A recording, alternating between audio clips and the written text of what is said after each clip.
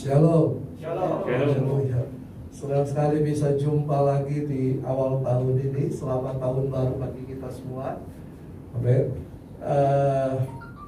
Saya membaca, iseng-iseng membaca ada beberapa ramalan-ramalan, ya. Ada beberapa ramalan-ramalan, dan ramalan-ramalan itu rata-rata mengatakan bahwa tahun ini adalah tahun yang sukar, ya, tahun yang penuh tantangan, bahkan tantangannya double karena ada angka double di situ. Tetapi justru saya percayanya begini, di tengah-tengah tantangan itu hidup kita akan menjadi kuat kalau kita sungguh-sungguh percaya kepada Tuhan. Amin. Haleluya. Nah, mari sebelum kita mendengarkan lebih lanjut, mari kita berdoa. Kami bersyukur Tuhan, terima kasih untuk pertemuan yang indah pada siang hari ini. Kami akan menikmati kebenaran firman Tuhan.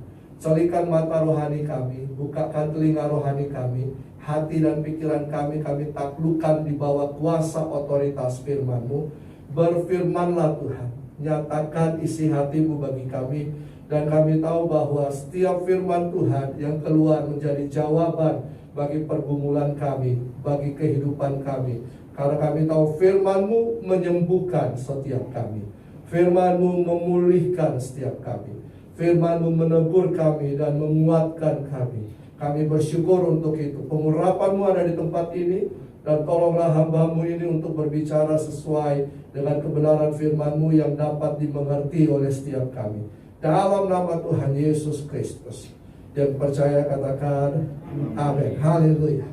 Nah, jadi ramalan bisa berbicara bahwa akan ada penderitaan. Dan mungkin setiap tahun ketika saya lihat ramalan-ramalan yang tahun-tahun yang lalu pun seperti itu. Rata-rata berbicara tentang kesukaran, penderitaan. Tapi toh kita tetap ada pada hari ini. Amin. Kita tetap bisa bernafas, kita tetap menikmati kasih setia Tuhan, kita tetap menikmati kebaikan-kebaikan Tuhan. Memang firman Tuhan katakan bahwa hari-hari terakhir ini adalah hari-hari yang sukar, hari-hari yang jahat.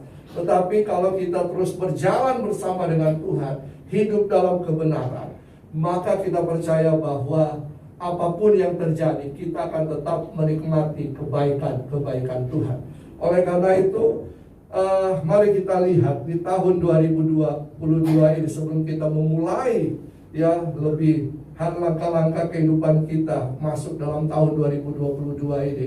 Mari kita baca Mazmur 112 ayat 1 sampai yang ke-10. Mazmur 112 ayat 1 sampai yang ke-10. Kita baca bersama-sama, saling bergantian. Saya akan bacakan ayat yang ganjil, Bapak Ibu Saudara baca ayat yang genap, ya. Kita baca bersama-sama. Mazmur 112 ayat 1 sampai yang ke-10. Ayat yang pertama, haleluya. Berbahagialah orang yang takut akan Tuhan, yang sangat suka kepada segala perintahnya. Ayat yang kedua,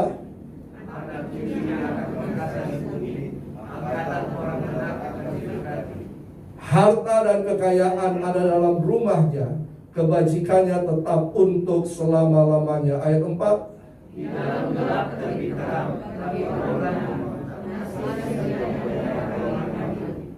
mujur orang yang menaruh belas kasihan dan yang memberi pinjaman, yang melakukan urusannya dengan sewajarnya. Ayat 6, sebab dia akan goyah untuk selama-lamanya, orang benar itu akan diingat selama-lamanya. Ia tidak takut kepada kabar celaka, hatinya tetap penuh kepercayaan kepada Tuhan. Ayat yang ke-8, hatinya teguh, dia tidak takut, sehingga dia memandang rendah pada lawannya.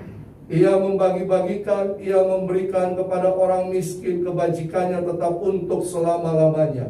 Tanduknya meninggi dalam kemuliaan. Ayat 10, orang fasik melihatnya lalu sakit hati, ia mendapatkan dirinya lalu hancur. Keinginan orang fasik akan menuju kebinasaan. Amin. Pasal ini berbicara tentang bahagia orang benar. Jadi orang benar itu, menjadi orang benar itu akan mempunyai kehidupan yang berbahagia. Kenapa? Dari ayat-ayat yang tadi kita baca, itu merupakan jaminan dari Tuhan atas kehidupan orang benar. Jadi jika saya dan saudara adalah orang benar, maka jaminan Tuhan adalah anak cucu kita akan diberkati. Amin. Ada berkat Tuhan yang mengalir.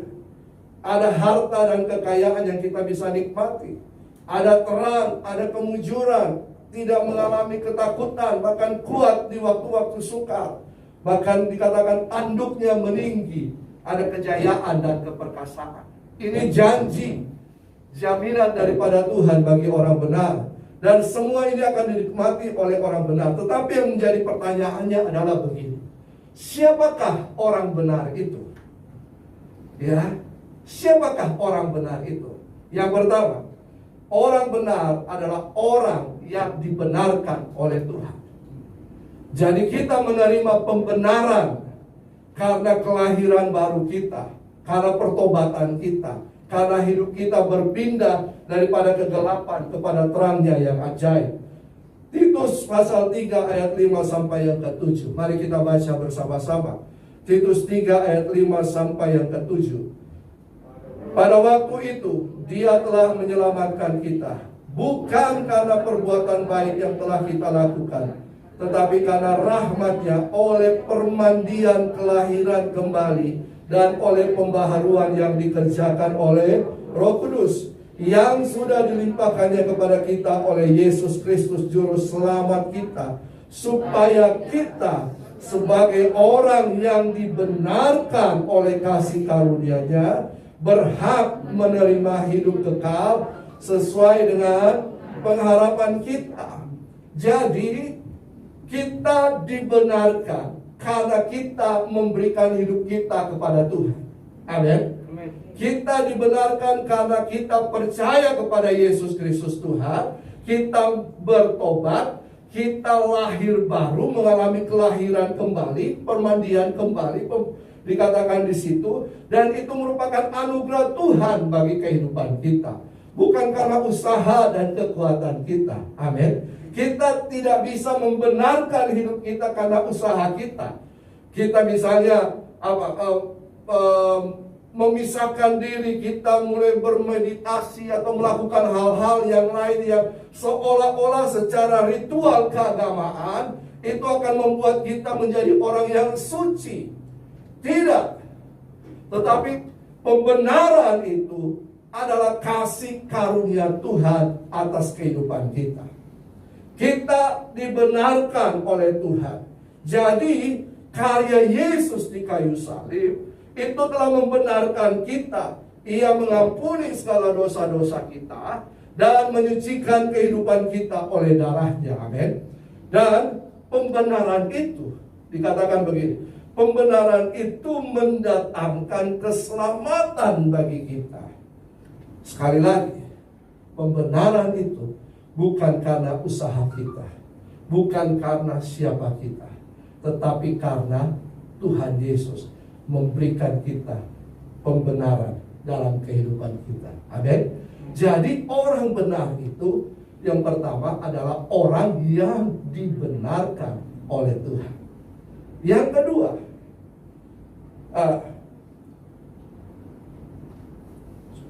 sebelum kita masuk yang kedua, coba kita lihat Galatia 2 ayat yang ke-16. Galatia 2 ayat yang ke-16. Di situ dikatakan begini, kamu tahu bahwa tidak seorang pun yang dibenarkan oleh karena melakukan hukum Taurat, tetapi hanya oleh karena iman dalam Kristus Yesus. Jadi kita dibenarkan karena iman di dalam Yesus Kristus. Sebab itu kami telah percaya kepada Kristus Yesus, supaya kami dibenarkan oleh karena iman dalam Kristus dan bukan oleh karena melakukan hukum Taurat. Sebab tidak ada seorang pun yang dibenarkan oleh karena melakukan hukum Taurat. Jadi sekali lagi, kita dibenarkan bukan karena melakukan hukum Taurat atau praktek-praktek keagamaan, tetapi hanya karena iman kita kepada Yesus Kristus. Jadi pembenaran ini adalah karunia Allah, kasih karunia Allah yang diberikan dalam kehidupan kita. Jadi percayalah bahwa saudara dan saya, ketika kita percaya kepada Yesus, kita bertobat dan hidup sungguh-sungguh percaya kepada Tuhan, kita dibenarkan oleh Tuhan. Amin. Saudara dan saya adalah orang-orang yang telah dibenarkan oleh Tuhan karena iman kepada Yesus Kristus. Yang kedua, siapakah orang benar itu? Orang benar itu adalah orang yang hidup dalam kebenaran. Jadi tadi yang pertama, kita dibenarkan oleh Tuhan. Yang kedua, karena kita hidup di dalam kebenaran. Jadi orang yang benar adalah orang yang melakukan kebenaran firman Tuhan dalam kehidupan. Jadi siang malam kehidupannya, langkah-langkah hidupnya harus sesuai dengan firman Tuhan. Orang benar dalam bahasa Ibrani dipakai kata yasar. Yasar, ya. Artinya apa? Hidup dalam kebenaran, jujur, lurus, tulus. Ya. Jadi orang benar itu adalah orang yang memang benar melakukan kebenaran, tapi juga dia hidup dalam kejujuran. Dia hidup lurus. Firman Tuhan katakan jangan menyimpang ke kiri dan ke kanan. Dia jalan lurus saja, taat mengikuti aturan, taat mengikuti kebenaran firman Tuhan, dan dia adalah orang yang tulus. Itulah orang benar, orang yang melakukan kebenaran. Yehezkiel 18 ayat 5 sampai yang ke-9. Ya, mari kita baca bersama-sama. Yehezkiel 18 ayat 5 sampai yang ke-9. Kalau seseorang adalah orang benar dan ia melakukan keadilan dan kebenaran, dan ia tidak makan daging persembahan di atas gunung, atau tidak melihat kepada berhala-berhala kaum Israel, tidak mencemari istri sesamanya, dan tidak mengampuni perempuan yang bercemar kain, tidak menindas orang lain, ia mengembalikan gadaian orang, tidak merampas apa-apa, memberi makan orang lapar, memberi pakaian kepada orang telanjang, tidak memungut bunga, uang, dan mengambil riba, menjauhkan diri dari kecurangan, melakukan hukum yang benar di antara manusia dengan manusia. Ayat yang ke-9 kita baca sama-sama. Hidup dan tidak mengikuti dengan berlaku setia, ialah orang benar, dan ia pasti hidup. Demikianlah firman Tuhan Allah. Siapa orang benar? Orang yang hidup menurut ketetapan Tuhan. Amin. Orang yang hidup mengikuti peraturan-peraturan Tuhan dan berlaku setia. Jadi orang benar itu adalah orang yang melakukan kebenaran, hidup di dalam kebenaran. Yang pertama, orang benar adalah orang yang dibenarkan oleh Allah. Yang kedua, orang benar adalah orang yang melakukan kebenaran. Tidak bisa tidak. Ya, kita harus melakukan kebenaran Tuhan. Kita telah dibenarkan oleh Tuhan untuk melakukan kebenaran firman Tuhan. Kita dibenarkan oleh Tuhan untuk tidak melakukan dosa atau kesalahan atau pelanggaran. Apakah kita bisa masuk dalam pelanggaran? Apakah kita bisa terjatuh? Bisa. Firman Tuhan katakan orang benar, kalau dia terjatuh 7 kali, tetap Tuhan akan pegang tangannya. Amin. Tuhan akan menolong dia. Ya. Nah, di bagian lain begini. Ini ada satu pelajaran yang sangat ketika saya mempelajari firman Tuhan. Kata kebenaran itu dalam perjanjian lama, dalam bahasa Ibrani itu dipakai kata tzedek, T-S-E-D-E-K, tzedek, ya. ada korelasinya dengan bahasa Yunani kebenaran yang memakai kata dikausude. Nah, kata sedek ini ketika saya mempelajari, ya, kata sedek ini ditulis dengan menggunakan huruf sade, dalet dan kof, ya. Sade, dalet, kof, ya. Ini bahasa Ibrani. Bisa tolong ditampilkan gambarnya? Jadi memakai kata sade, dalet dan kof, ya. Yang sebelah, yang ujung itu kof, kata kof itu yang paling ujung kanan, dan yang garis memisahkan itu kata sade, dalet, kof, ya. Sade, dalet, kof. Nah, kata kof ini atau huruf kof ini itu menggambarkan binatang yang diwakili dengan binatang monyet, ya, monkey. Kata sade, dalet, ya, itu dilambangkan dengan gembok. Apa artinya? To capture, menangkap atau memenjarakan. Nah, jadi kata sedek ini berbicara tentang begini, bahwa manusia itu diciptakan sempurna adanya oleh Tuhan pada awal. Tapi kemudian karena dosa, maka manusia telah kehilangan kemuliaan Allah. Kemuliaan Allah meninggalkan manusia, sehingga sebenarnya kemuliaan Allah ini itulah yang membedakan antara manusia dan binatang. Ya, tetapi karena kemuliaan ini, atau dalam bahasa Ibrani dikatakan katonot or, ya, cahaya kemuliaan itu meninggalkan, tetap manusia memakai or, tapi ornya bukan terang lagi, tapi or yang gelap, ya. Lalu karena kemuliaan Tuhan ini meninggalkan kehidupan manusia dan membuat manusia itu hidup seperti binatang. Mohon maaf, tapi ini memang pelajaran dari kata kebenaran ini, ya. Jadi manusia itu hidup berperilaku seperti binatang, ya. Bahkan kadang-kadang manusia itu lebih jahat daripada binatang.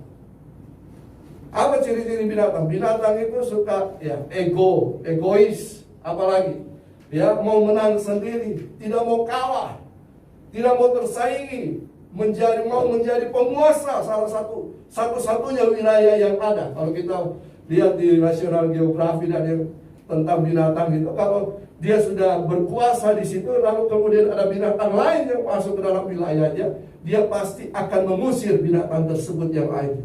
Betul kan? Dia mau untuk berkuasa sendiri. Jadi kedagingannya yang ditonjolkan, emosinya yang ditonjolkan. Karena di sisi manusia ini dikatakan berlaku seperti binatang. Bahkan kadang-kadang manusia hidup tidak lebih baik daripada binatang. Kehidupannya tidak tertata dengan baik, ya. Bahkan manusia tidak memiliki toleransi, kasih sayang. Binatang saja masih ada. Kalau kita baca, kita dengar berita bagaimana seorang bapak membunuh anaknya, anak membunuh orang tuanya. Bahkan hanya karena harta, anak bisa bersengketa dengan orang, memenjarakan ibunya. Bayangkan betapa moralitas hari-hari ini semakin menurun. Karena apa? Ada perilaku kebinatangan. Amin. Pernah lihat, pernah baca berita-berita yang ada, kejahatan-kejahatan yang ada. Bahkan tanpa ada salah, orang bisa dengan emosi memukul orang lain, betul kan? Ya. Itu kenapa? Karena manusia kehilangan kemuliaan Allah. Dan karena dosa atau kejahatan dalam diri manusia, maka istilah ini, manusia itu memiliki sisi kebinatangannya, ya, dalam diri manusia. Nah, seseorang yang benar atau sedek adalah orang yang mampu memenjarakan sisi kebinatangannya. Makanya pakai huruf dalet tadi itu, ya. Huruf yang sebelah sini ya, to capture, menangkap. Jadi orang yang benar atau kebenaran itu adalah orang yang berhasil memenjarakan sisi kebinatangannya. Ya. Nah, yang mampu memenjarakan sisi kebinatangannya dalam diri manusia. Nah, sisi kebinatangan ini yang kemudian menghalangi pertumbuhan rohani walaupun sudah jadi orang Kristen. Ya, walaupun sudah jadi orang Kristen, walaupun dia sudah lahir baru, tetapi dia tidak bisa memenjarakan itu. Berapa banyak orang Kristen yang kemudian jatuh dalam dosa? Berapa banyak orang Kristen yang ada di penjara? Betul kan? Banyak. Menjadi orang Kristen belum tentu menjadi orang yang benar. Tetapi orang yang benar adalah orang yang berhasil menaklukkan sisi kebinatangannya itu.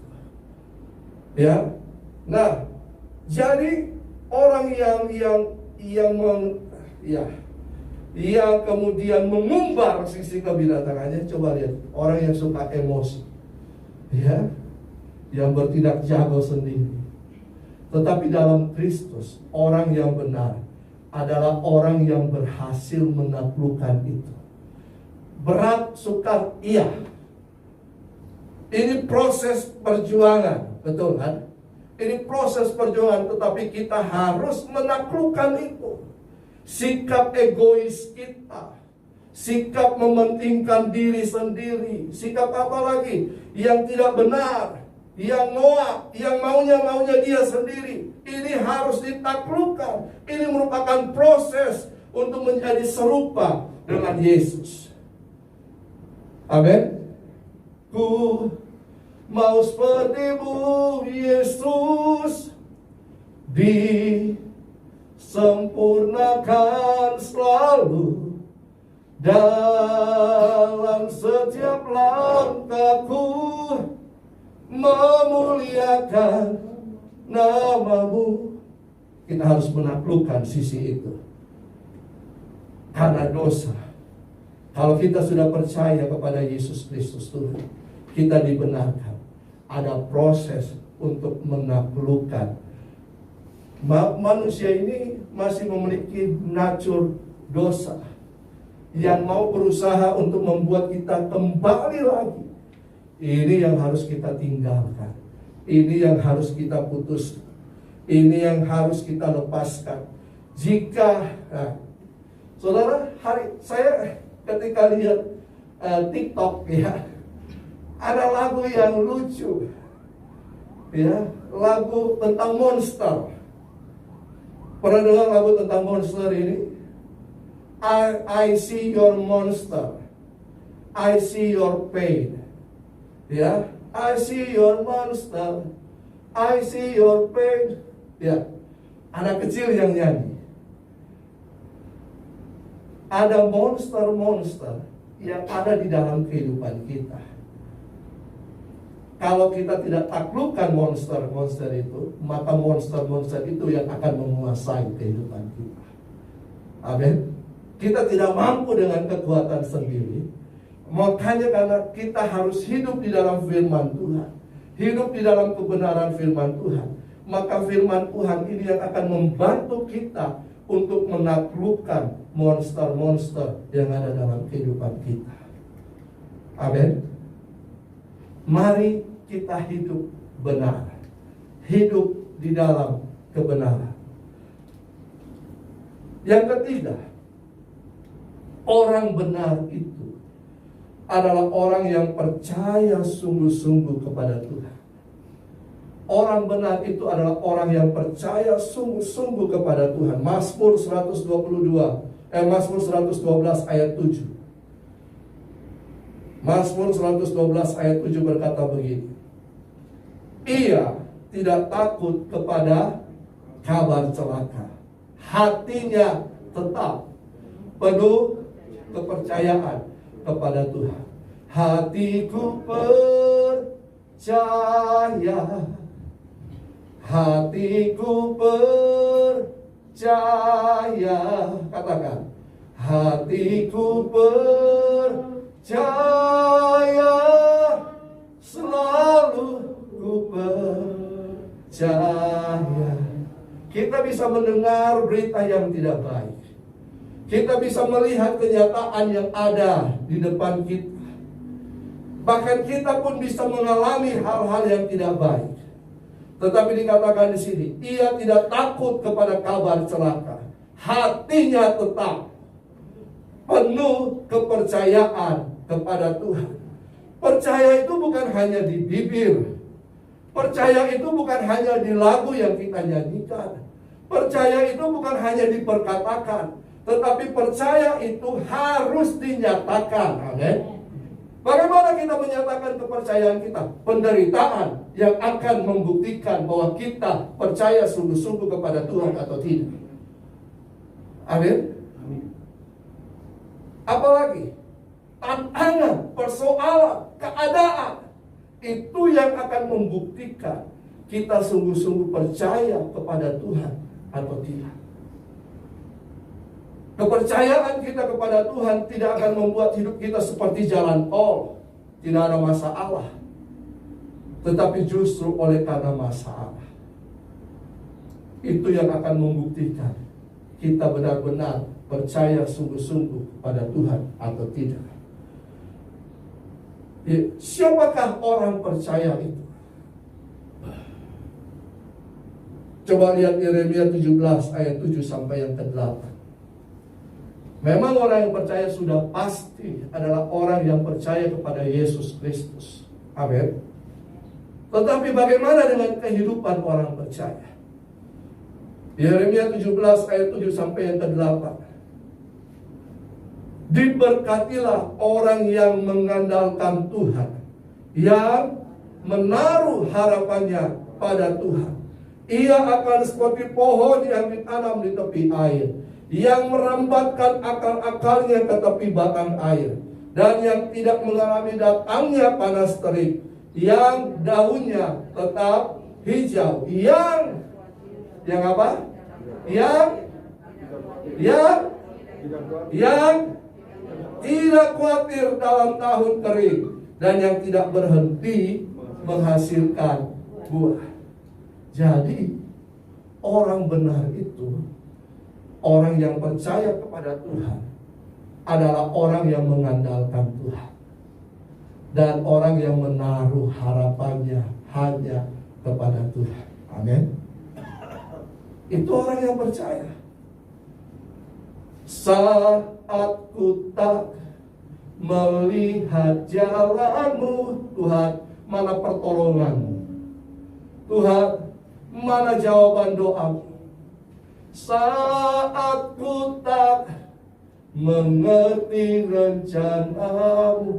Ada pada waktu saya ditanya, Pak, kenapa anak saya meninggal? Pak, kenapa istri saya meninggal? Bahkan ketika mami saya meninggal, saya pun bertanya kepada Tuhan, Tuhan, kenapa mami saya harus cepat dipanggil pulang? Saat ku tak mengerti rencanamu, namun tetap ku pegang janjimu. Pengharapanku hanya padamu, hatiku percaya, hatiku percaya, hatiku percaya, selalu. Amin. Selalu kita percaya. Orang yang percaya adalah orang yang mengandalkan Tuhan dalam kehidupannya. Orang yang percaya adalah orang yang selalu menaruh harapannya hanya pada Tuhan. Amin. Orang yang percaya, dikatakan orang benar itu akan hidup oleh iman. Orang benar itu akan hidup oleh iman, berjalan dengan iman, melakukan segala sesuatu dengan iman, sebab ia mengandalkan Tuhan. Ia menaruh harapannya hanya kepada Tuhan. Kita tidak tahu apa yang akan terjadi masa depan kita. Tetapi Mazmur 139 berkata, bahkan sebelum ada daripada itu semua, hari-hari hidup kita telah ditulis dalam kitab-kitab Tuhan. Berarti apa? Masa depan kita pasti cerah bersama Tuhan Yesus. Tetapi bagaimana kita berjalan ke sana? Jalanlah dengan penuh kepercayaan kepada Tuhan. Berjalan bersama Kristus. Ya, berjalan hanya dengan Yesus Kristus Tuhan. Andalkan Tuhan dalam kehidupanmu, dalam bisnismu, dalam hal apapun, dalam hidup rumah tanggamu. Andalkan Tuhan. Taruh kepercayaan kepada Tuhan.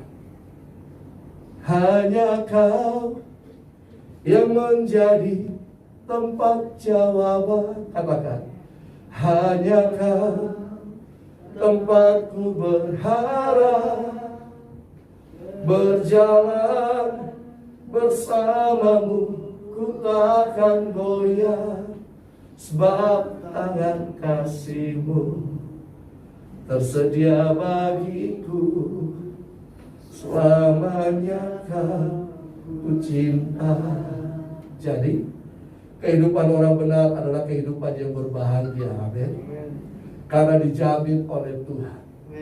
Oleh karena itu mari kita awali tahun 2022 ini, kita hidup sebagai orang benar, orang yang dibenarkan Tuhan. Yang pertama.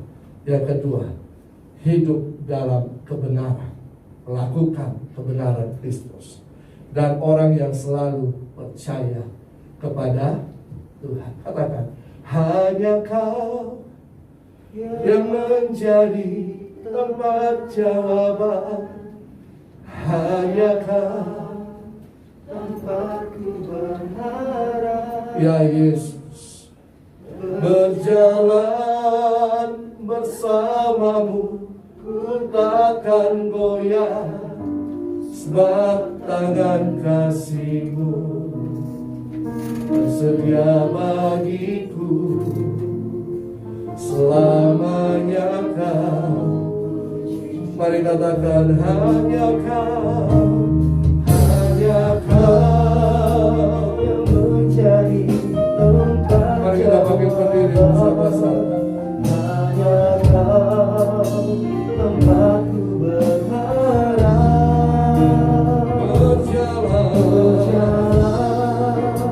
Berjalan bersamamu ku takkan goyah, sebab tangan kasih-Mu tersedia bagiku. Selamanya Kau hanya Kau yang menjadi tempat jawaban. Hanya Kau tempatku berharap. Berjalan bersamamu ku takkan goyah, sebab tangan kasih-Mu tersedia bagiku. Selamanya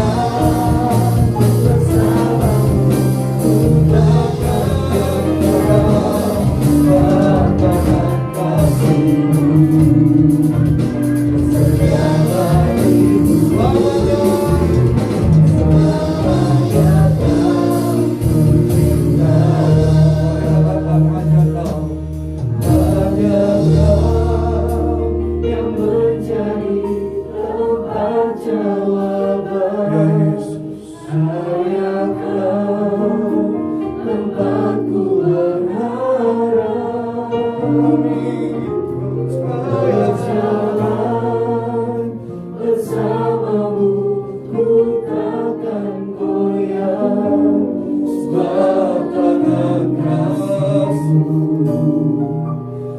tersedia bagiku. Selamanya Kau puji. Mari sekali lagi katakan hanya Kau, hanya Kau yang tempat jawaban dalam kehidupan kami. Hanya Kau tempat pengharapan kami yang sungguh dan pasti. Berjalan bersamamu ku takkan goyah, sebab tangan kasih-Mu tersedia bagiku. Selamanya Kau, sebab tangan kasih-Mu, sebab tangan kasih-Mu tersedia bagi. Sebab tangan kasih-Mu, sebab tangan kasih-Mu tersedia bagi. Sebab tangan kasih-Mu, sebab tangan kasih-Mu tersedia bagiku. Selama